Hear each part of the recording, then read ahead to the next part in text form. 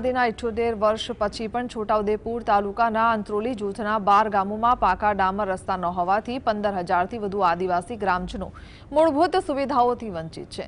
ચોમાસામાં આ ગામડા સંપર્ક વિહોણા બની જાય છે। 108 એમ્બ્યુલન્સ પણ પહોંચી શકતી નથી। પૂર્વ સરપંચ રાઠવા રૂપસિંહભાઈએ અધિક કલેક્ટરને આવેદનપત્ર આપી તાત્કાલિક પાકા રસ્તા મંજૂર કરવા માંગ કરી છે।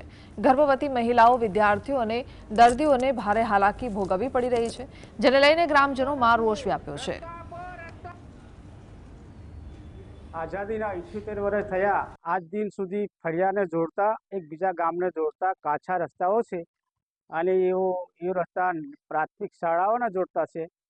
તો આ રસ્તામાં ઘણી બધી મુશ્કેલી પડે, શિક્ષણ બગડે, આરોગ્ય બગડે, 108મી આવે તો આટલા વર્ષો થયા આજ સુધી વંચિત રહ્યા છે। તો એમને પહેલી પ્રાયોરિટી આપે અને આ ડામરના રસ્તા મંજૂર કરે।